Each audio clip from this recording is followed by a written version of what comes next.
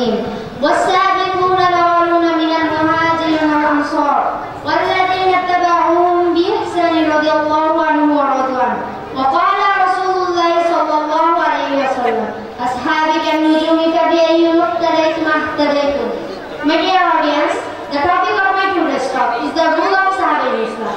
I hope you will listen on my skills carefully. My respected friends, first of all, I would like to tell you that who are Sahaba. The word Sahaba is an Arabic word, is plural from Islam, which literally means companion but in Islam.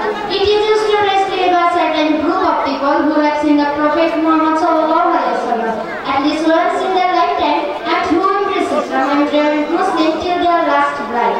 My dear audience, Sahaba were the first people who accepted Islam and believed in the original the Prophet Muhammad sallallahu alaihi wasallam.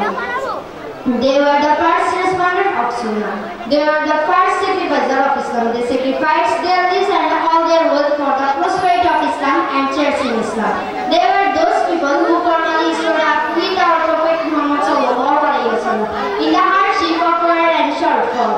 They were the people who tolerate many iniquities for Islam. They migrate from Makkah to Medina and the close against the enemies of Islam and tolerate everything only for Islam. About whom Almighty Allah subhanahu wa ta'ala says, Radiallahu ta'ala anhu wa radu anhu. Allah was blessed with them and they were blessed with Allah. And our Prophet Muhammad sallallahu alaihi wasallam said, my companions are like a star, whoever of them you follow, you will find the right path. My dear audience, there are many in the story of Islam who played their great service for Islam, but four of them are most important. First, Hazrat Abu Bakr Siddiq radiallahu ta'ala anhu was the closest companion of the Prophet Muhammad sallallahu alaihi wasallam, and he was the first caliph of Islam. And about whom our Prophet Muhammad sallallahu alaihi wasallam said, Abu Bakr has covered me much with his poverty and company. If I were to take a caliph for mankind, I would certainly have taken Abu Bakr radiallahu ta'ala anhu.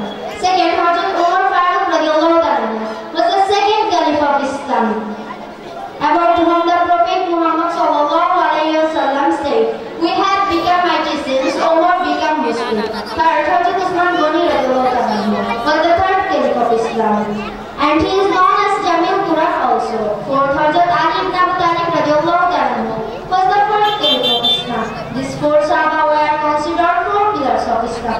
Islam was spread very quickly in their Khilafat time, and they were also among the 10 rich people of this world who received the glad tidings practiced in this world. My dear audience, Sahaba had a great role in Islam because Islam grew up in their time.